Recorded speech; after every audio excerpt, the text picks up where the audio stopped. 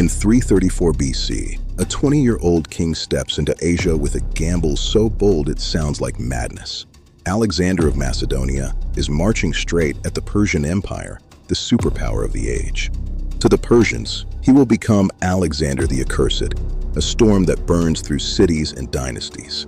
To the West, he becomes something else entirely, a name that refuses to die, Alexander the Great.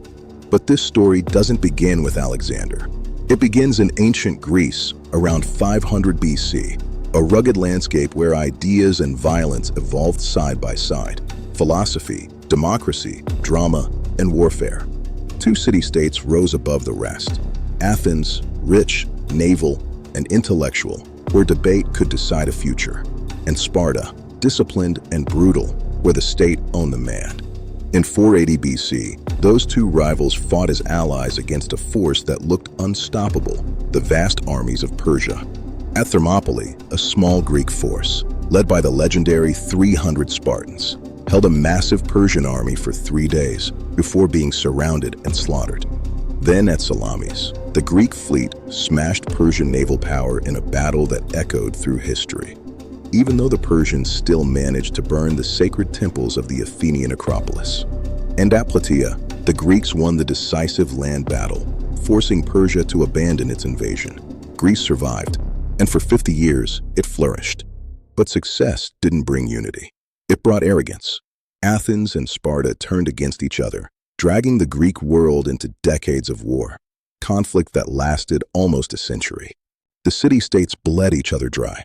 Their armies weakened, their economies cracked, and their pride stayed intact, right up until a new power rose in the shadows to the north. The power rising in the north was Philip II, a military genius who didn't just want to rule Macedonia, he wanted to conquer the world. He forged a new weapon, the phalanx, men armed with the sarissa, an 18-foot pike that turned his army into an impenetrable wall of iron. In 338 BC, at Chaeronea, Philip crushed the combined armies of Athens and Thebes. The independent age of the city-state was over. He forced the Greeks into the Hellenic League, uniting them under one banner, not as friends, but as subjects commanded to fight Persia. But at the height of his glory, betrayal struck. In a crowded theater, Philip was assassinated by his own bodyguard, leaving the empire on the brink of collapse. The world held its breath. Macedonia could have crumbled. Instead, a 20-year-old prince stepped out of his father's shadow to claim the crown. Alexander acted swiftly. When Thebes rebelled, he didn't just defeat it, he erased it from the map. A brutal message to any who dared defy him. With Greece secured and his army ready, Alexander looked east. The invasion of Persia, his father's dream, was now his destiny. For centuries, Greeks dismissed Macedonia as a backward kingdom, barely Greek at all. Mountain people, rough accents, no refined civilization. Then came Philip II, a king with the patience of a builder and the cruelty of a conqueror. Philip's most famous military revolution was simple but terrifying. The sarissa, an 18-foot pike, twice the length of a standard Greek spear. Wielded by trained infantry in tight formation, the Macedonian phalanx. It created a moving wall of iron that could crush traditional Greek armies. In 338 BC, at the Battle of Chaeronea, Philip proved it. The combined forces of Athens and Thebes were destroyed. After Chaeronea, Philip united Greece into an alliance, the Hellenic League, also called the League of Corinth, with himself as hegemon, supreme commander. Only Sparta refused to join. Everyone else fell in line by diplomacy, intimidation, or conquest. Philip's next ambition was enormous, a united Greek war against Persia, a pan-Hellenic campaign, revenge for old invasions, and a chance to seize Persian wealth. Then, on the eve of launching the war, Philip was assassinated, killed by his own bodyguard, swallowed by court rivalries. The crown passed to his son, Alexander, 20 years old, brilliant, restless, educated by Aristotle, already a proven commander. Alexander inherited a throne, a plan, and enemies everywhere. Before Persia, he had to secure Macedonia. He executed rivals at home, crushed rebellions in Illyria, Thessaly, and central Greece, and then he made sure no one would forget the price of defiance. At Thebes, Alexander destroyed an ancient city and sold its people into slavery. It wasn't strategy, it was a warning. In the spring of 334 BC, Alexander marched to the Hellespont and crossed into Asia Minor. The invasion of Persia had begun. Alexander's army was roughly 40,000 strong, drawn from Macedonia and allied Greek states. It wasn't just soldiers, it was the most advanced war machine in the Greek world. Infantry command went to the veteran General Parmenion. At the front stood 9,000 Macedonian phalangites, professionals armed with the sarissa, fighting 16 ranks deep, an iron hedgehog that could swallow cavalry. But the phalanx had a weakness. It was hard to maneuver. If its flanks were exposed, it could be destroyed. So Alexander protected it with 3,000 hypaspists, elite shield bearers armed with shorter spears, commanded by Nicanor, Parmenian's son. Behind them stood Greek allied infantry and mercenaries, fighting as hoplites with heavy shields and shorter spears, less deadly than Macedonian phalangites, but still dangerous. For speed and harassment, Alexander relied on skirmishers, the elite Agrians, javelin-throwing specialists, plus Thracian and Illyrian light troops with slings and bows. And then came the shock, cavalry. The most feared were the companion cavalry, about 1,800 elite horsemen armed with spear and sword, commanded by Philotas, another son of Parmenion. Alexander led the royal squadron himself. He didn't command from behind. He was the blade. More cavalry came from Thessaly, other Greek regions, and mounted scouts from Thrace and Paeonia. This army was built for one thing: to strike fast and break kings. Persia wasn't a single nation. It was an empire of provinces, satrapies, each ruled by a governor, a satrap. In Asia Minor, the satraps met to decide how to stop Alexander. One voice offered the smartest plan: Memnon of Rhodes, a Greek general serving Persia. Memnon urged them to avoid battle, burn the crops, empty the villages, retreat inland, starve Alexander's army, and crush it slowly. It was excellent advice, and they ignored it. The satraps refused to destroy their own lands. Instead, they chose a direct confrontation at the river Granicus. The river was shallow, but around 60 feet wide with steep banks. Behind it waited the Persian army. The Persian front line was cavalry, around 10,000 horsemen drawn from across the empire. Medes, Hyrcanians, Bactrians, Paphlagonians, an international wall of horse and steel. Behind them stood infantry reserves, including Greek mercenaries, hoplites fighting for Persian gold. Alexander raced to the river, determined to destroy the force before it could retreat. Parmenion commanded the left, Thessalian, Greek, and Thracian cavalry. In the center, the phalanx formed in divisions under commanders like Perdiccas, Koinos, Crateros, and others, each unit a moving fortress. On the right stood Alexander with the companions, hypaspists, Agrians, and archers, the sharpest edge of the army. He was advised to wait until dawn to cross. He refused. He ordered an immediate assault, sending a squadron of companions first, followed by hypaspists and light cavalry. Then Alexander himself charged into the river with his right wing. As the Macedonians waded through, Persian missiles rained down, javelins, arrows, darts, turning the crossing into a slaughter.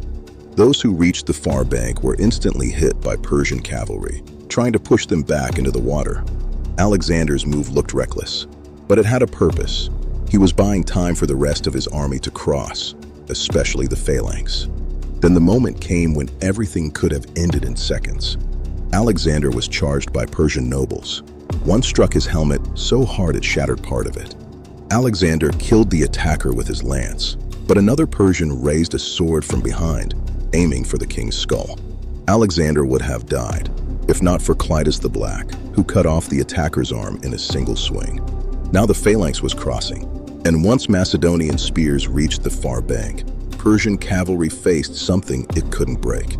The Persian line collapsed. Most fled. The Greek mercenaries had barely joined the battle before it was over. Alexander showed no mercy.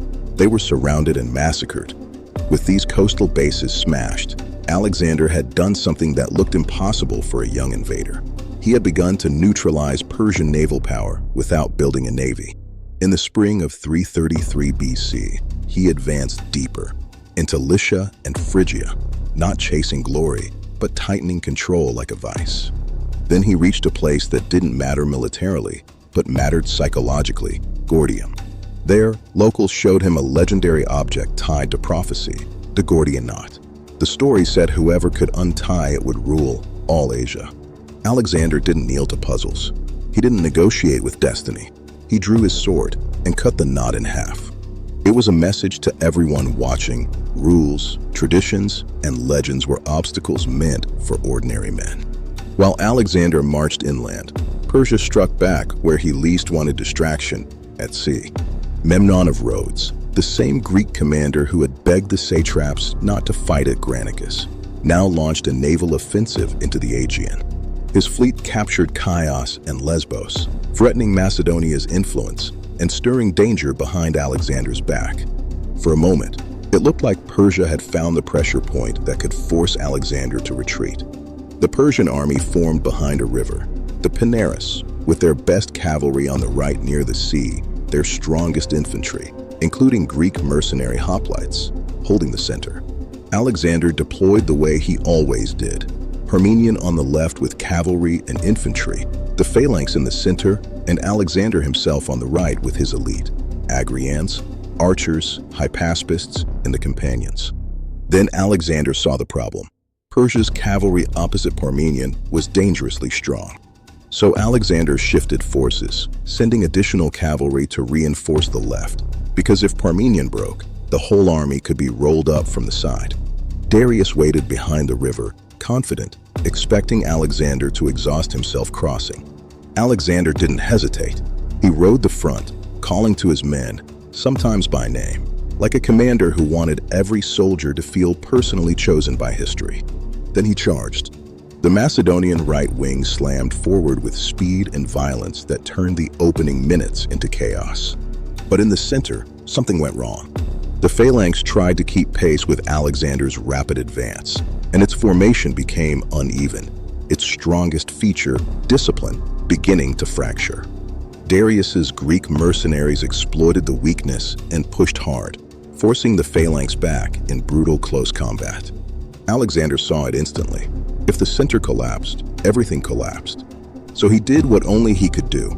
He pulled his cavalry together and hurled the companions straight toward the Persian center, not to trade blows, but to punch a hole in the heart. The charge hit like a battering ram. The Greek mercenaries, threatened on their flank, began to lose cohesion. The Macedonian phalanx regained shape and surged forward again. And now Alexander's eyes locked onto one target: Darius. He fought toward the great king, moving like a man who believed the war could end if he simply reached the center and cut the head off the empire. Then the unthinkable happened. Darius fled.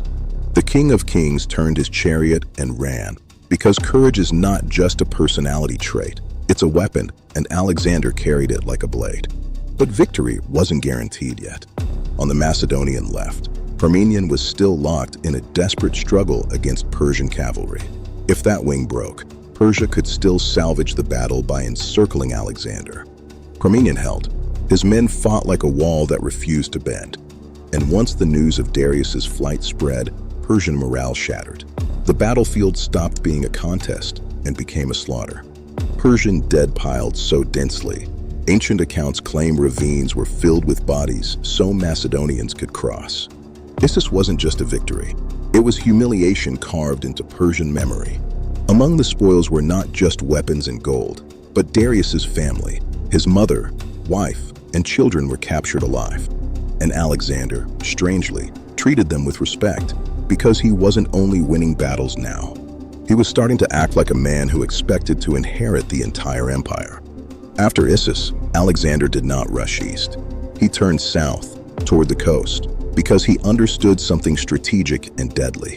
As long as Persian ports existed, Persian fleets could rise again. One by one, the great Phoenician cities opened their gates. Byblos, Sidon, and others surrendered without a fight, calculating that resistance only delayed the inevitable. But one city refused to bow: Tyre. Tyre was not just a city. It was a fortress floating on the sea, an island surrounded by high walls and deep water, supplied by Persian ships and protected by centuries of confidence. Tyre believed the sea made it untouchable. Alexander answered with engineering. He ordered a massive causeway built from the mainland to the island, stone by stone, tree by tree, under constant missile fire from Tyrian defenders. When Tyre burned his siege towers with fire ships, Alexander simply built them taller. When Tyre harassed his workers from the sea, Alexander seized enemy ships and turned them into a blockade. For 7 months, the city and the conqueror locked into a war of patience. Finally, the walls cracked. If this video helped you learn something new or gave you a fresh way of thinking, then it was worth sharing. We put a lot of care and research into bringing you content that's truly useful and meaningful. If you enjoy learning and growing through videos like this, subscribe and stay with us.